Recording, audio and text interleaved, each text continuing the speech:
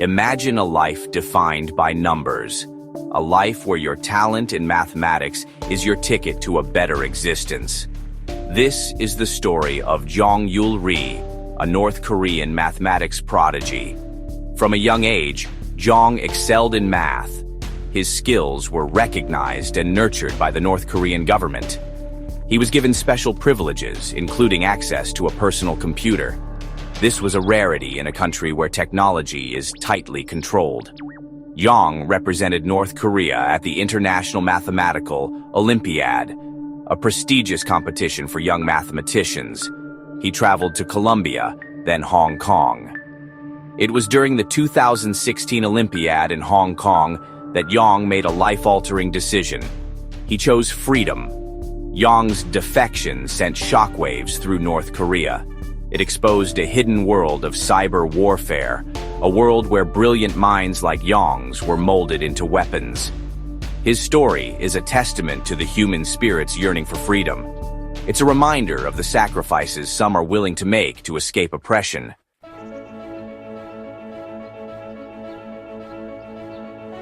Jong Yul-ri's story began in a small town in North Korea.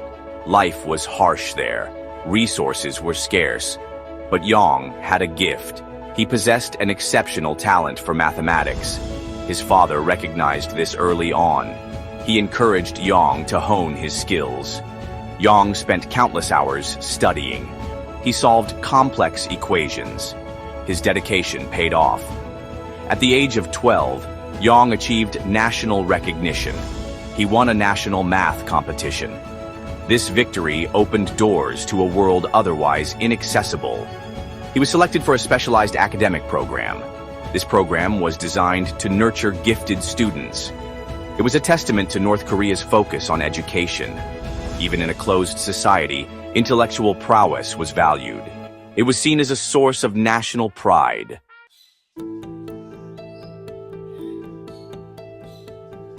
Jong's life took a dramatic turn. His mathematical abilities set him apart. He was given special privileges. He received access to resources unimaginable to most North Koreans. He was granted a personal laptop. It was loaded with advanced math programs. In a country where technology was tightly controlled, this was a significant advantage. However, these privileges came at a cost. Jong faced immense pressure to excel. The weight of expectation rested heavily on his young shoulders. He was constantly monitored. His progress was meticulously tracked. He was not just a student, he was an asset. His success reflected on the regime. He was a product of their system. Jong's access to technology was a double-edged sword. He was able to delve deeper into the world of mathematics, yet he was also exposed to the regime's darker side. He began to understand the true nature of his government's interest in his abilities. They were not simply interested in fostering his love for mathematics. They had a much more sinister agenda in mind.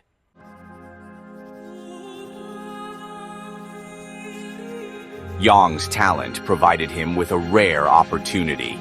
He was chosen to represent North Korea in the International Mathematical Olympiad. This prestigious competition brought together the brightest young minds from around the globe. It was Jong's first exposure to the world, outside the confines of North Korea.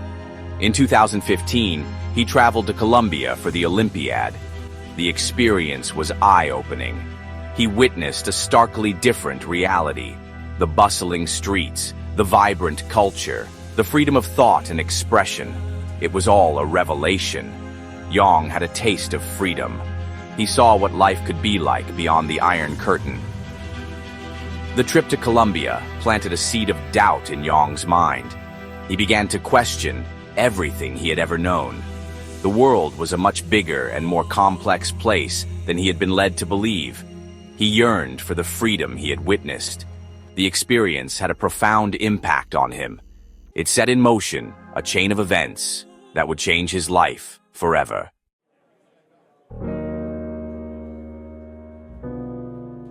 While Jong honed his mathematical skills, a different kind of education was taking place in the shadows of North Korea. The regime had a secret. They weren't just interested in academic achievement. They saw a strategic advantage in technology, a way to level the playing field against their adversaries. They embarked on a mission to develop their cyber capabilities. The Korea Computer Center, or KCC, became the nerve center of this operation. Founded in the early 1990s, it was initially tasked with software development. But its focus soon shifted to a more clandestine purpose, cyber warfare. The KCC became a breeding ground for hackers, trained to exploit vulnerabilities in enemy systems. Under the rule of Kim Jong-un, North Korea's cyber division gained even more prominence. International sanctions were crippling the nation's economy. Traditional revenue streams were drying up. The regime needed a new way to finance its operations. Cybercrime offered a solution. It was a silent, invisible war, fought in the digital realm.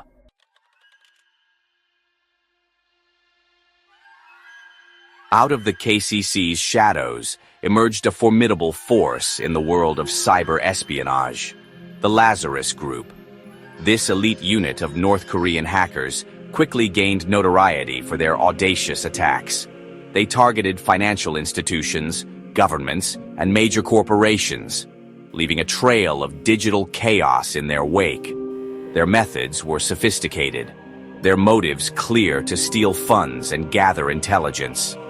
They were the unseen hand of the North Korean regime, striking at the heart of their enemy's digital infrastructure. Their attacks were a stark reminder that the battleground had shifted. Cyber warfare was no longer a futuristic threat. It was the new reality. One of the Lazarus Group's most brazen acts was the 2014 Sony Pictures hack. The attack crippled the studio's computer systems, leading to the leak of sensitive data and unreleased films. It was a shot across the bow, a demonstration of North Korea's growing cyber prowess. The world took notice. The Lazarus Group had arrived on the global stage.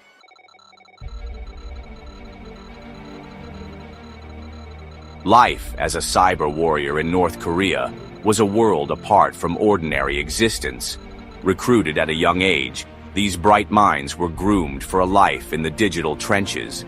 They were subjected to rigorous training, learning the art of hacking, network infiltration, and malware development. They were the digital soldiers of the regime, their skills honed for espionage and disruption. Isolated from the outside world, these cyber warriors lived a life shrouded in secrecy. Every aspect of their lives was controlled, their loyalty to the regime paramount. They were granted privileges denied to ordinary citizens, better food, housing, and access to advanced technology. But their freedom was non-existent. They were prisoners of their own talent. Jong Yul-ri, with his exceptional mathematical abilities, was destined for this life.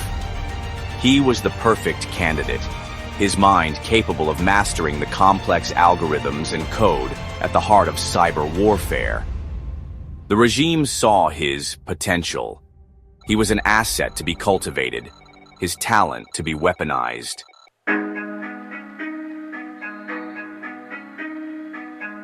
Jong returned to North Korea, a celebrated student.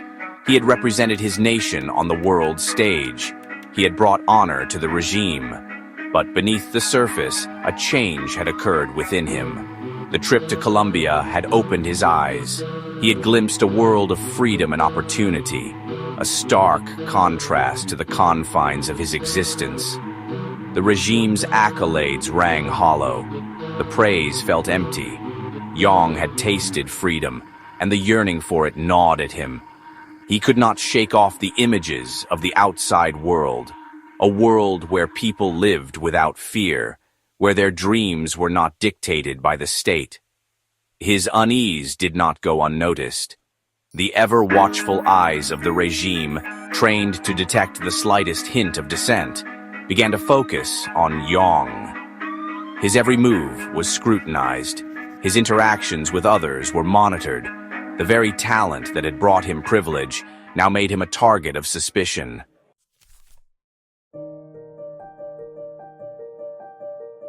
The pressure intensified. Jong knew his future was no longer his own. The regime had a plan for him, a path laid out with chilling clarity. He would become a cog in their cyber warfare machine, his talent twisted to serve their agenda. The thought filled him with dread.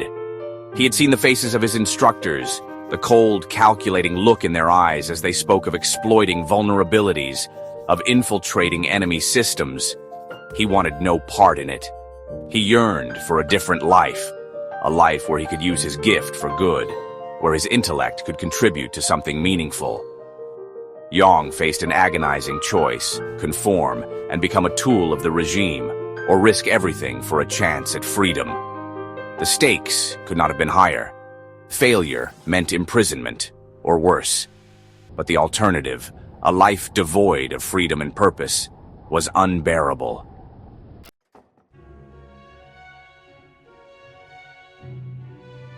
The 2016 International Mathematical Olympiad in Hong Kong was fast approaching.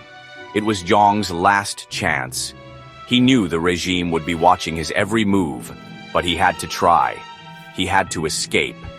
He meticulously planned his every step, knowing the slightest misstep could have dire consequences. In Hong Kong, the air thrummed with a different energy. The city felt alive, a stark contrast to the sterile, controlled environment he knew. He could feel the weight of the regime's surveillance, but amidst the crowds and the chaos, there was a glimmer of hope. After the competition, Jong seized his moment. With a racing heart and a mind filled with both fear and determination, he slipped away from his minders. He hailed a taxi, the city lights blurring past as he made his way to the South Korean consulate. He had made his choice. He would face the unknown, embrace the uncertainty, all for a chance to live in freedom.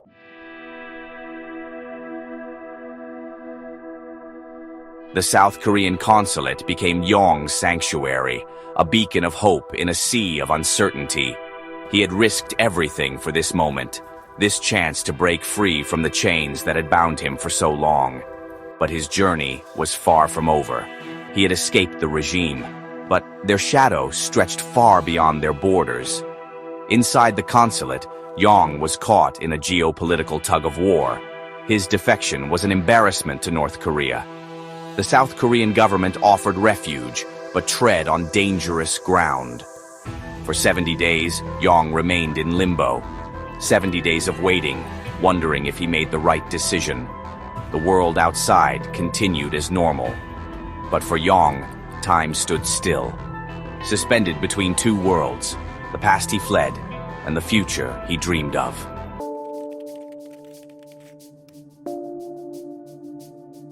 The aftermath. News of Jong's defection sent shockwaves through the international community. The story of the young math prodigy who had risked everything for freedom captured the world's attention.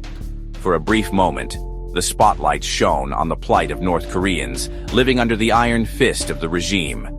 The North Korean government, enraged by Jong's betrayal, lashed out. They denounced him as a traitor, a pawn of the West. They doubled down on their surveillance of the IMO team, determined to prevent another embarrassing defection. Future participants would find themselves under constant watch, their every move scrutinized. The ripple effects of Jong's decision extended far beyond the realm of international politics. His family, still trapped in North Korea, faced an uncertain fate. The regime's policy of collective punishment meant they were likely to suffer for his actions. It was a heavy burden for Jong to bear, the knowledge that his pursuit of freedom had come at such a high cost. A life rebuilt. Jong Yul-ri ceased to exist. In South Korea, he got a new identity. He enrolled at Seoul National University. But the scars of his past ran deep. The trauma of his childhood, the constant fear and suspicion, the guilt of leaving his family behind. Freedom was a double-edged sword. It brought responsibility, the weight of choices made. Despite the challenges, Jong persevered. He excelled in his studies, made new friends, experienced the simple joys of life. He began to heal, to rebuild his life. He had escaped the darkness, but the shadows lingered. His story was a testament to resilience. A story of courage and sacrifice. Jong Yul-ri's story is a powerful testament to the human desire for freedom. It's a stark reminder of the sacrifices some are willing to make to escape oppression. His journey, from a small North Korean town to the world stage of mathematics, is both extraordinary and heartbreaking. He was a young man caught between two worlds, the closed, controlled society of North Korea and the open, vibrant world he glimpsed during his travels. The more he saw of the outside world, the more he yearned for a life where his intellect wouldn't be exploited for nefarious purposes. Jong's defection came at a heavy price. He left behind his family, his friends, and everything he had ever known. The guilt of their uncertain fate weighs heavily on him, a constant reminder of the sacrifices made in the name of freedom.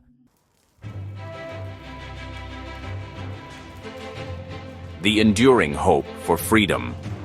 Jong's story is about escaping tyranny. It resonates with those under oppressive regimes. A universal longing for freedom and dreams without fear. His courage inspires hope in a dark world. The human spirit yearns for more, beyond walls. Jong Yul-ri's story shows the power of education and freedom. People pursue a better life. The fight for freedom is ongoing. Every act of courage brings us closer to dignity and hope. Thank you for watching. Don't forget to check out our other interesting videos on the channel. See you in the next video. Bye.